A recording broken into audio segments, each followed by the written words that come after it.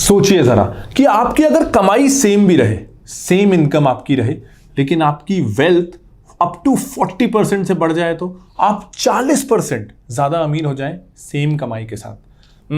सुनने में थोड़ा हैरान करने वाला लगता है, लेकिन कभी भी मैंने आपसे कोई ऐसी बात कही है जो हो नहीं सकती। तो आज मैं आपको बताऊंगा कि कैसे, चाहे आप कितना भी कमाते हो और चाहे वो इनकम आप बढ़ा ना पा रहे हो, तो भी आप कैसे अप टू 40% ज्यादा अमीर बन सकते हैं। अब आज के इस वीडियो को शुरू करने से पहले ना, मुझे आपसे एक वादा चाहिए। जो मैं आपको स्टेप्स बता रहा हूं ना, वो अलग अलग वीडियोस में मैंने पहले भी बताए हुए हैं। तो ऐसा नहीं है कि मैं कुछ बहुत नया बताने वाला हूं, लेकिन जब मैं लोगों से इंटरेक्ट करता हूं ना, तो मुझे दिखता है कि जब आप ये वीडियो देख रहे हो आपको वो स्टेप्स बहुत अच्छे लगते हैं, लेकिन उसके बाद, और ये अंडरस्टैंडेबल है, हम सब अपने काम में कभी बिजी हो जाते हैं, कभी लगता है अगले दिन कर लेंगे, अगले हफ्ते या अगले महीने कर लेंगे।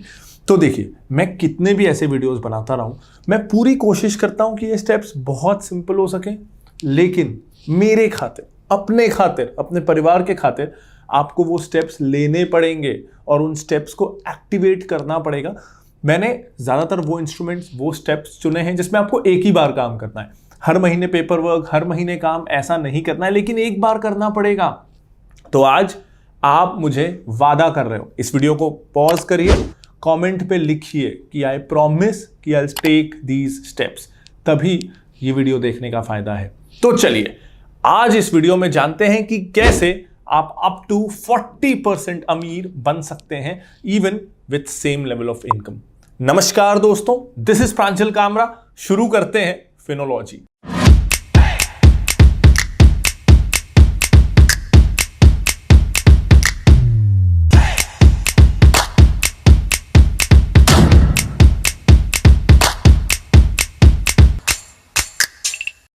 अब जब भी आप फाइनेंशियल प्लानिंग के बारे में सोचते हो ना, तो आपको 3 मेजर पॉइंट्स का ध्यान रखना है।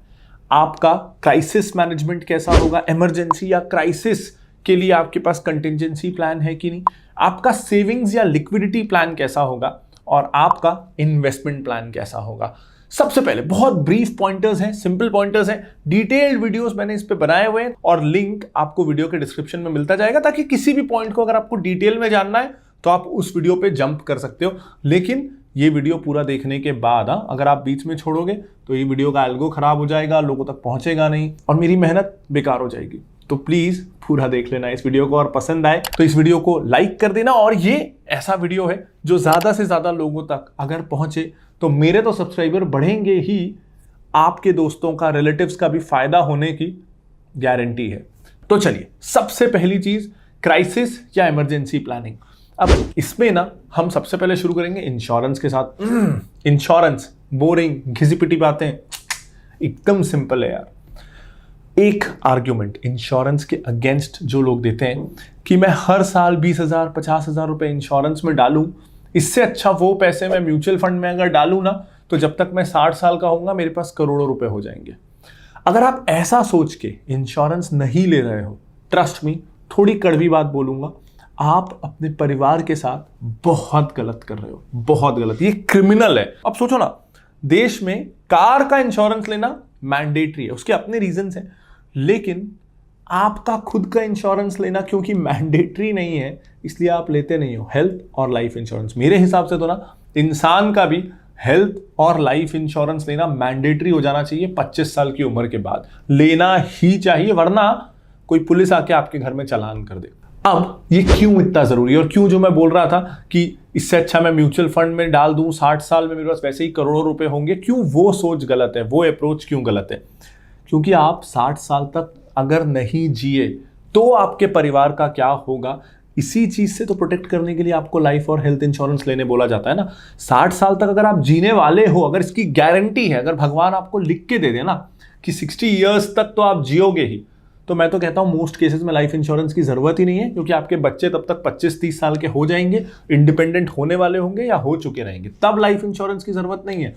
प्रॉब्लम यह है कि हमको पता नहीं है हम कितने साल जिएंगे, कभी भी कुछ भी हो सकता है, भगवान ना करे, लेकिन हो सकता है।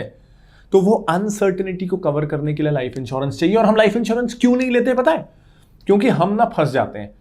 मनी बैक प्लान, कोई कॉम्प्लेक्स सा प्रीमियम पे बैक प्लान, कोई एन्युइटी प्लान, कोई ऐसा प्लान जिसमें यूलिप है, इन्वेस्टमेंट रिटर्न्स भी मिलने वाले हैं, और वो प्लान लेके बहुत गुस्सा आ जाता मुझे। ए भाई थोड़ा ठंडा पानी ले आया, गुस्सा आ गया मुझे।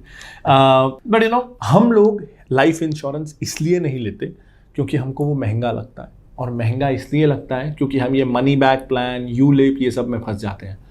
सिंपल फैक्ट बताऊं, अगर आप 35 साल से नीचे के हो ना, आपको 8-10 हज़ार रुपए में 1 करोड़ का लाइफ इंश्योरेंस मिल जाएगा पर ईयर, यानी 800,000 रुपए पर मंथ में आपको 1 करोड़ का लाइफ इंश्योरेंस मिल जाएगा, जिससे भगवान ना करे कुछ आपको होता है तो इतना अमाउंट भी मिलेगा कि आपकी फैमिली अपना घर चला सके, अपने पैरों पे खड़ी हो सके।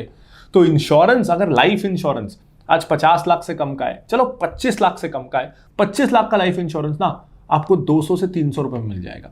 तो अगर उतना भी हम हमारे परिवार के लिए नहीं खर्च कर सकते, 200-300 रुपए महीना हमारे बच्चे, हमारे परिवार का भविष्य सुरक्षित करने के लिए, तो हम इररिस्पॉन्सिबल हो रहे हैं। 200-300 रुपए महीना हम में से मैक्सिमम लोग, सच बता रहा हूं, अफोर्ड कर सकते हैं। कर सकते हो ना आप भी अफोर्ड, तो ले लो ना यार लाइफ इंश्योरेंस।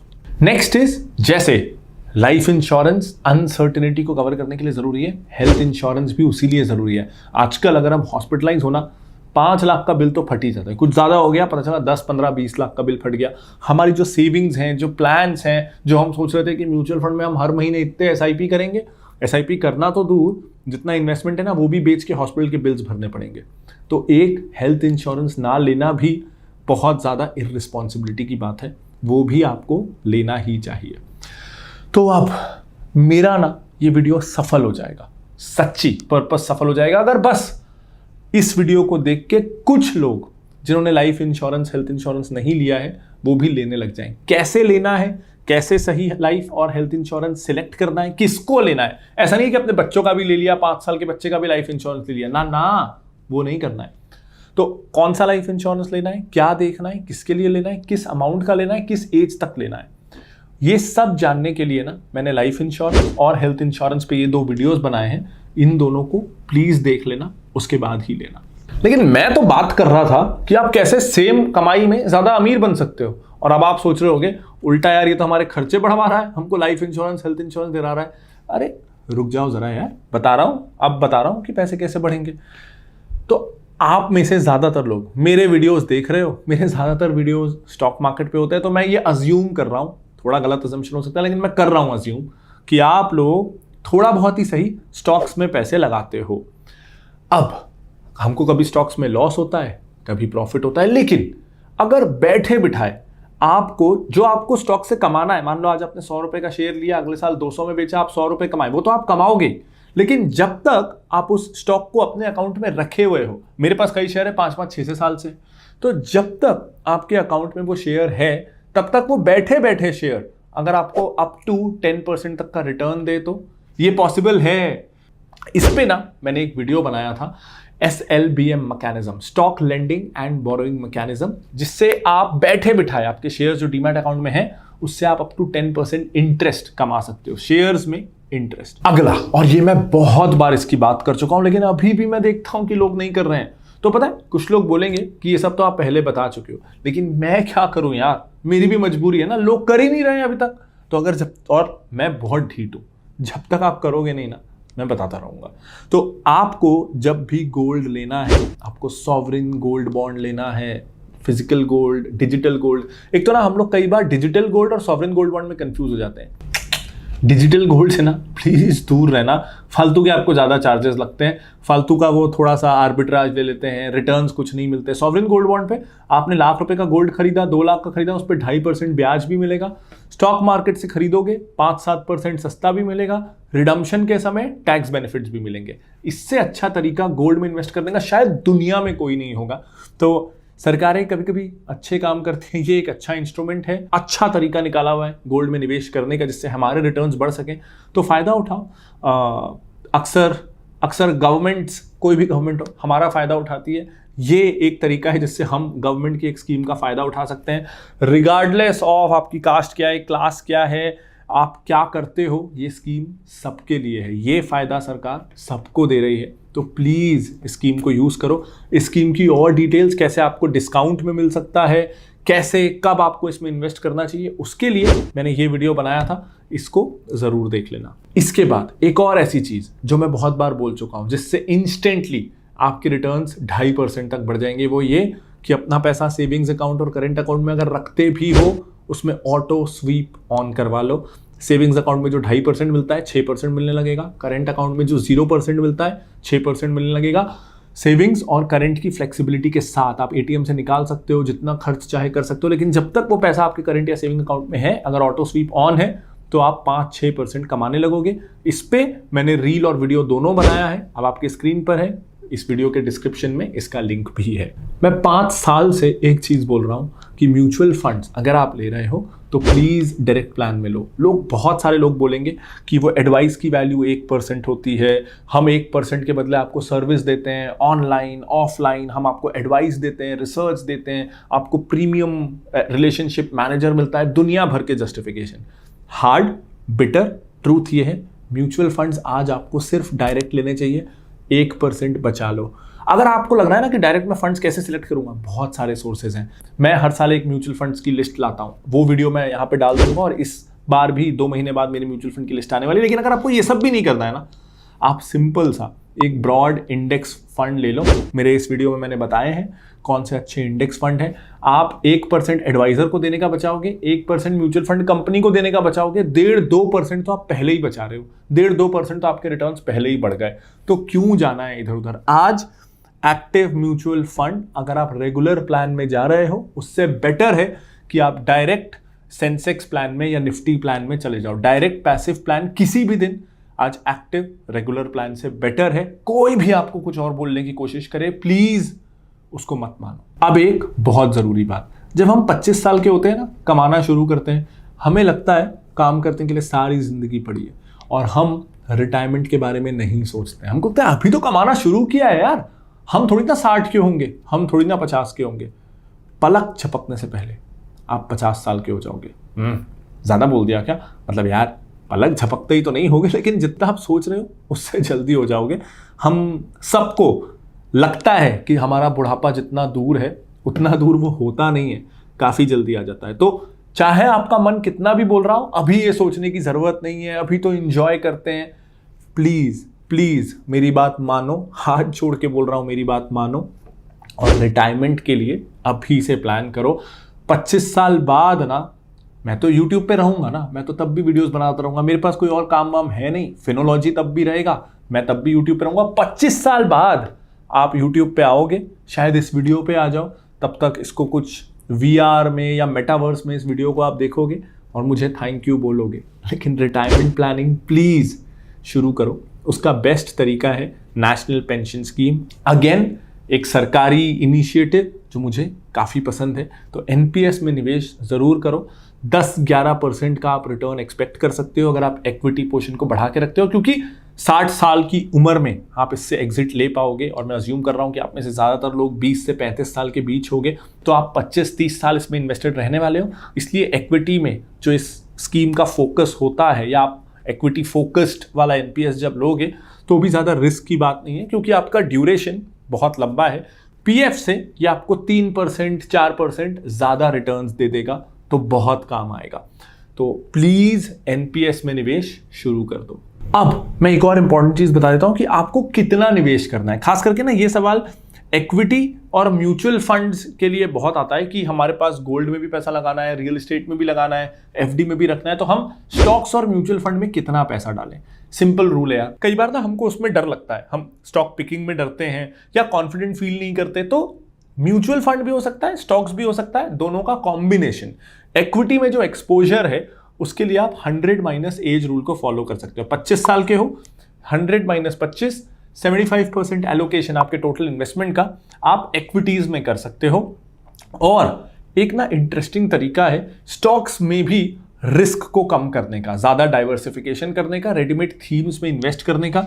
म्यूचुअल फंड में भी आप बास्केट्स के जरिए इन्वेस्ट कर सकते हो और डायरेक्ट म्यूचुअल फंड्स में। ये सारे ऑप्शंस ना आपको एक ही ऐप दे देता है, कोटक का चेरी ऐप। यहां पे ना जो मैंने आपको ज्यादातर चीजें बताई, वो ज्यादातर इन्वेस्टमेंट सॉल्यूशंस आपको एक ही ऐप में मिल जाएंगे। जैसे स्टॉक बास्केट्स मिल जाएंगे। इसके अलावा अगर म्यूचुअल फंड में आपकी कोई थीम है या आपको आपके रिस्क प्रोफाइल के हिसाब से रेडीमेड म्यूचुअल फंड बास्केट्स चाहिए, वो यहां मिल जाएंगे। ये सब कुछ ना आपको डायरेक्ट म्यूचुअल फंड में मिलता है, यानी कोई कमीशन नहीं देना है, कोई फीस नहीं देना है इस ऐप को यूज करने का। तो ये मुझे अच्छी चीज लगी। एनपीएस भी आपको यहीं पे मिल जाएगा। कई सारे बॉन्ड्स भी, जैसे मैंने सॉवरेन गोल्ड बॉन्ड की बात की, तो कई सारे बॉन्ड्स भी आपको इसी ऐप में मिल जाएंगे। तो ज्यादातर इन्वेस्टमेंट इंस्ट्रूमेंट्स मैंने जिसकी बात की उससे रिलेटेड ना आपको एक तरह से रेडीमेड बास्केट्स मिल रहे हैं, तो आपको डिसीजन मेकिंग में हेल्प हो रही है और ट्रांजैक्शन भी कोटक चेरी ऐप में ही हो जा रहा है। इस ऐप का लिंक आपको इस वीडियो के डिस्क्रिप्शन में मिल जाएगा। अब ये सारे स्टेप्स ना बहुत छोटे छोटे हैं, बहुत सिंपल है। मैं आपसे एक भी बार इस वीडियो में ये नहीं कहा कि आप ज्यादा इन्वेस्ट करो। ज्यादा इन्वेस्ट मुझे पता है अगर आप कर सकोगे तो जरूर करोगे। जैसे जैसे आपकी इनकम बढ़ेगी, सैलरी इंक्रीमेंट्स बढ़ेंगी, तो वो तो मैं आपको आगे चल के कन्विंस कर ही लूंगा कि आपको ज्यादा इन्वेस्ट करना है। आज के लिए मैं बस आपको ये बताना चाहता हूं कि जितना आप इन्वेस्ट कर रहे हो, चाहे महीने का 1000, 2000, 5000, उनको आपके एग्जिस्टिंग इन्वेस्टमेंट को ही आप कैसे बेटर तरीके से कर सकते हो जिससे आपका रिस्क उतना ही रहे। रिस्क बढ़ा के तो ज्यादा रिटर्न लाना आसान है, तो रिस्क उतना ही रहे, लेकिन फिजिकल गोल्ड के बदले सॉवरेन गोल्ड आ गया, म्यूचुअल फंड रेगुलर ना होकर डायरेक्ट हो गया, स्टॉक्स आपके अकाउंट में ही रहे लेकिन आपको अप टू 10% इंटरेस्ट मिलने लग गया। तो सेम रिस्क के साथ आप कैसे अपना रिटर्न बढ़ाते चले जाओ, और इन द लॉन्ग रन जब आप रिटायरमेंट के आसपास पहुंचोगे ना, तो आपको दिखेगा कि ये सारे स्मार्ट स्टेप्स के कारण आपने क्योंकि पैसिव इनकम को बेटर तरीके से मैनेज किया, तो आपके रिटर्न्स अप टू 40% तक बढ़ गए। तो सोचो जरा, हम जिंदगी भर जो मेहनत करते हैं उससे मान लो हमने रिटायरमेंट के समय 1 करोड़ रुपए कमाए, लेकिन इस वीडियो के सिंपल स्टेप्स फॉलो करके वो 1 करोड़ रुपए आपके 1 करोड़ 40 लाख रुपए हो गए। वो 40 लाख रुपए कमाना कंपैरेटिवली वो 1 करोड़ रुपए कमाने से कितना ज्यादा आसान है ना, अगर इन स्टेप्स को फॉलो करें तो। मुझे उसमें से कितना चाहिए, मुझे उसमें से ना यार 2% दे देना, ठीक है। 2% कितना हुआ, 80,000 रुपए, ठीक है। मैं इंतजार करूंगा 25 साल बाद आप मुझे 80,000 रुपए यूपीआई करना, तब तक यूपीआई पता नहीं 4.0 5.0 आ जाएगा। तो 80,000 रुपए मुझे आप सबसे यूपीआई में चाहिए। ये मेरी रिटायरमेंट प्लानिंग है। मैं देख लूंगा कितने व्यूज आ रहे हैं, जितने भी व्यूज आए उसका into 80,000।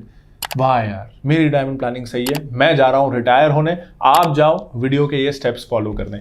This is Pranjal Kamra signing off, bye bye.